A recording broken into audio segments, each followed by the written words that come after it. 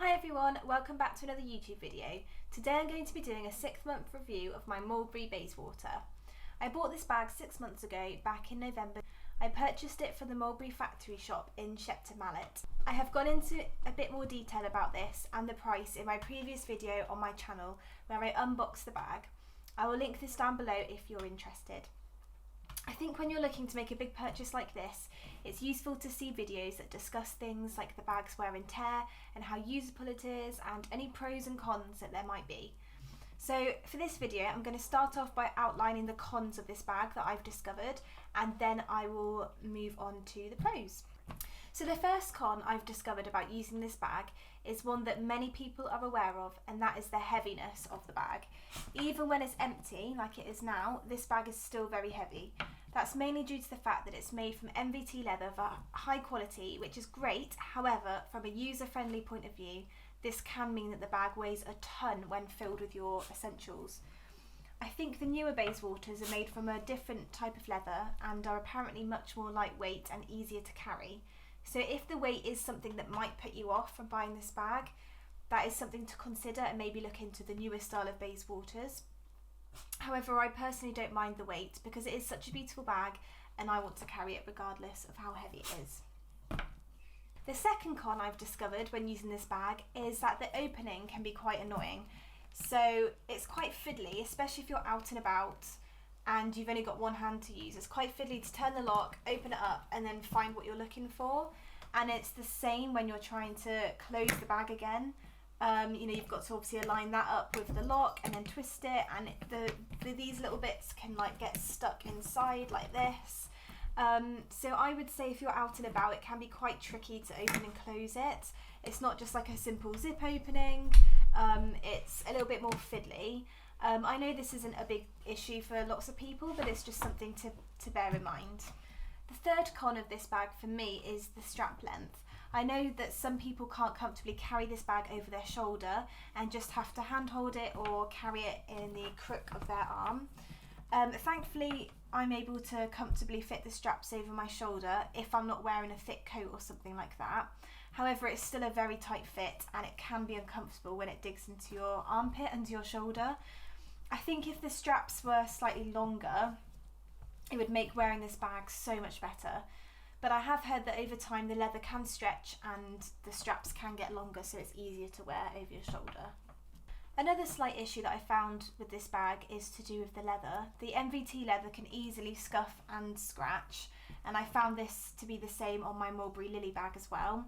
I've accidentally scratched them before using my nails just when picking the bag up or closing the flap, and it's just so easily scratched. This was a risk I was willing to take though, because I do love the classic MVT leather, and Mulberry do recommend using Colonel products to help protect the bag, which I do, and they help massively. So I use the Colonel water stop spray, which is really good for stopping any watermarks from spoiling the leather. I also use the Colonel leather gel, which just helps to remove any dirt from the surface of your bag and just helps to restore the shine of the leather. Okay, so I think those are the 4 main cons that I've discovered about using this bag over the past 6 months that I've had it. Obviously over time I might find more things, but just from the time that I've had it so far, they're kind of the main things that I've discovered that could potentially put you off from buying this bag, or is just something to bear in mind. So now I'm going to move on to the pros. The first pro for me about this bag is that it's iconic and a classic style of Mulberry. It's a bag that I'll keep forever and maybe even pass down to my children or grandchildren in the future.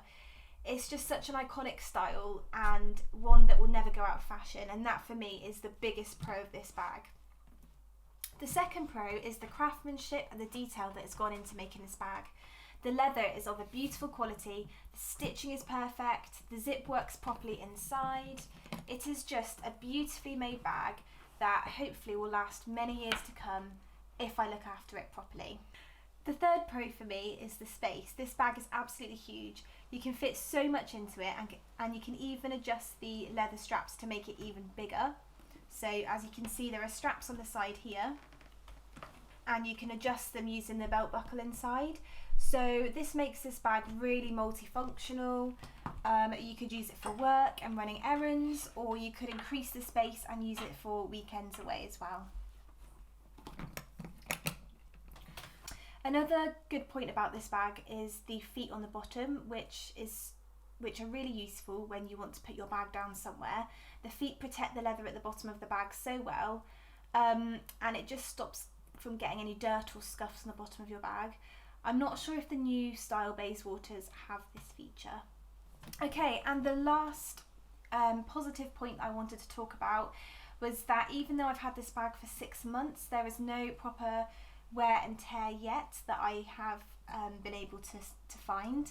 I mean, I have looked after it well. I've used the Colonil products on it to protect it, and I don't use it every day due to the nature of my job, but I have used it in the rain. I've used it at weekends, I've used it to carry lots of things, and it's been absolutely fine. It's kept its shape pretty well. When I don't use it, I do stuff the bag with the tissue paper it came with, and I also keep it in its dust bag to protect it. But as you can see, you know, it hasn't slouched that much. I would say that this slight indentation has probably got slightly worse. When I first bought the bag, you can look back at the first video I made of it, you can see it's slightly there, and that has become a little bit worse over time. But you know, that's going to happen with this kind of leather, and it's not something that bothers me. I actually quite like the look of it when the leather starts to get a little bit more worn and creased. I think it just adds character to the bag. So I'm pretty impressed. I haven't got any scratches on the hardware yet that I can see. There isn't really any water damage or scratches really, or scuff marks. On the occasion that I have accidentally scratched it with my nail, I've just quickly wiped it away and it's kind of buffed into the leather, so you can't even really see it anymore. So yeah, overall the wear and tear 6 months down the line is pretty good going. I think it would maybe look slightly different if I'd been using it every single day. But for me, you know, most weekends and when I have time off from work, I use it every day. And considering that, I think it looks pretty good. So for me, the pros hugely outweigh the cons for this bag. I've always loved the Mulberry Bayswater, and I've been eyeing it up for over 10 years before I was able to purchase one. Yes, it can get a bit heavy and uncomfortable to wear after a long length of time. However, for me, it is worth it. It's such an iconic bag and one that I will treasure forever. So that concludes the end of this video, guys. I hope you've enjoyed it and found it useful. Please feel free to leave any comments or questions below and I will get back to you. Thanks for watching.